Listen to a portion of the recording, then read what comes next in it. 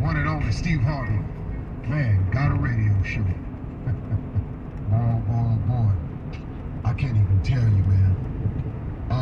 I've been doing some thinking, and one of the things that I wanted to mention today to you as one of the principles of success, being grateful at all times is difficult to do. Being grateful at all times is very difficult to do.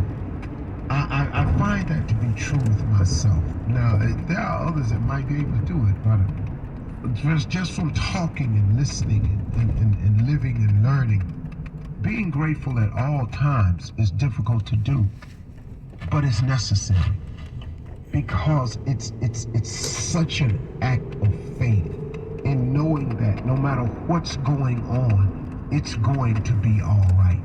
And it's hard to see that when things are not going in your favor, when things have turned so dramatically the other way, and it seems as though you're the only one in the situation where you're involved with other people, or someone got an accusation against you falsely, or somebody trying to do something to you unjustifiably, whatever the case may be. When it's happening to you, it does appear to you that, oh my goodness, man, this is horribly one-sided. So it is difficult. It is hard to do, to be grateful at all times, but it's so necessary. And I just want to point out a couple of things to you. First of all, the difficulty in being grateful in hard times is that, number one, the present circumstances oftentimes is just so pressing and so overwhelming that a lot of your energy is devoted to trying to come up with the solution for that, or trying to muster the strength to weather the storm, or trying to just brace yourself to try to get through it. And in doing that, it's hard to be grateful. It's hard to be grateful in pain. And I know it is. But here is the trick for me. This is what I've had to learn how to do. And I guess it takes practice to get here. It's not nothing you just start doing right away. You got to practice it in small increments to really get it. What I've always had to say to myself, and what I've learned to say to myself is, this is happening to me because God is working me through something. This is happening to me because there's some form of test that I have to pass in order to graduate to the next grade, in order to be allowed to move to the next level. This is happening to me because there's something I need to purge my life of, my body of, my spirit of. Something's purging in me. And when you purge something, it's painful. You know, it's like a person getting off drugs.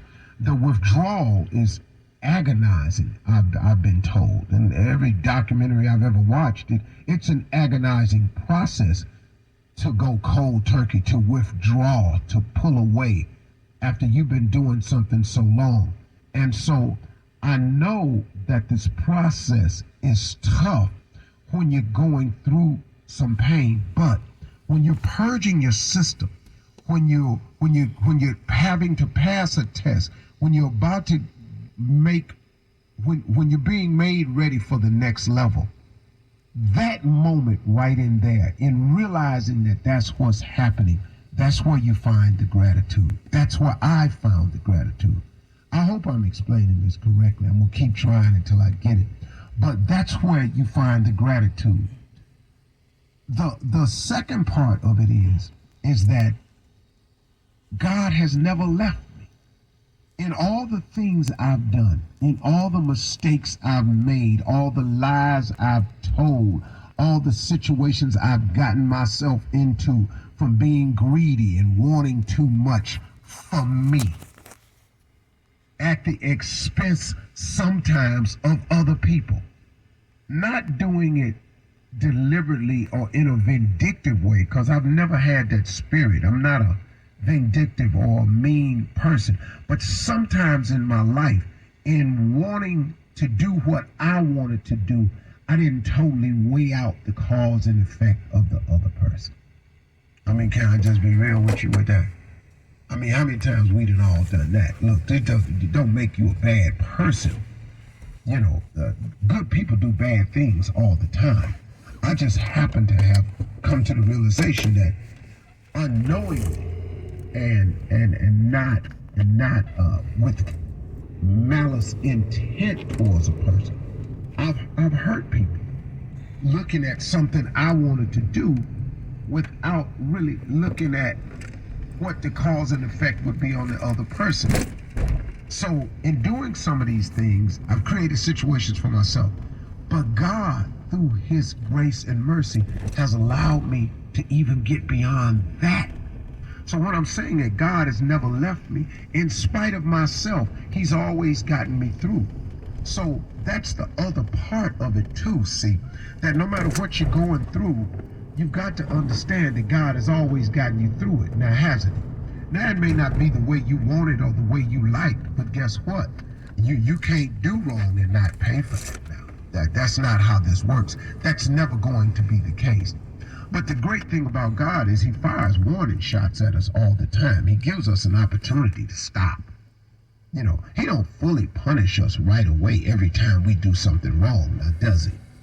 You know, eventually you're going to get caught doing whatever it is you're doing. You do understand that, don't you? But the first time, that close call, that was a warning shot for you to stop. Look, I know you're not perfect. I know we all sinners down here. So I know you're going to make mistakes one time. I know you was looking at her when you wasn't supposed to. I know you said something to him when you wasn't supposed to. I know you got with her when you know you wasn't supposed to. And I know you got with him when you know you wasn't supposed to. So I'll tell you what I'm going to do. I'm going to fire a warning shot, and maybe you'll slow your roll this time. But we keep on, though. See, that's what happens. See, we just keep on. And then the next thing you know, we get caught. Now, oh Lord, have mercy. I want out of this. Yeah, we'll see. You done dug this hole pretty deep. And he gonna get you out. But there's some things that's got to go down now. Because you didn't pay attention to the warning shot. See, had you stopped the first time you felt bad about it and said you wasn't gonna do it no more, the situation wouldn't be as critical. But because we don't stop and we go again, but God always forgives. He always allows us to get back up again. He always gives us mercy. He always gives us his grace. He always does that. You're listening to the Steve Harvey Morning Show. Come home late, it seems you barely beat the sun. Tap my shoulder, thinking you gon' get you some. Smelling like some fragrance that I don't even wear. So if you want some loving, I suggest you go back there where you came from. Day to day, with you it's always something else. Working my nerves, God knows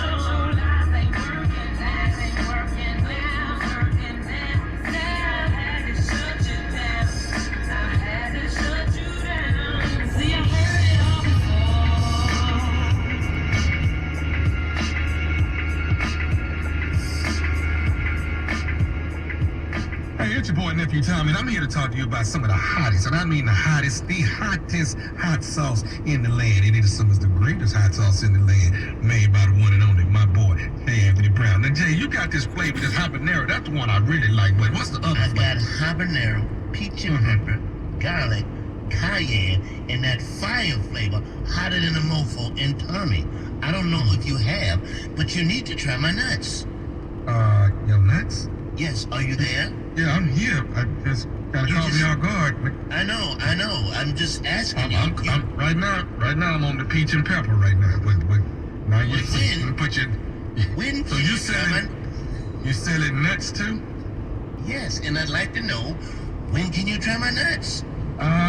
Once again, get that peach and pepper, ladies and gentlemen, that peach and pepper and that habanero, hotter than a mofo.com. That's hotter than a mofo.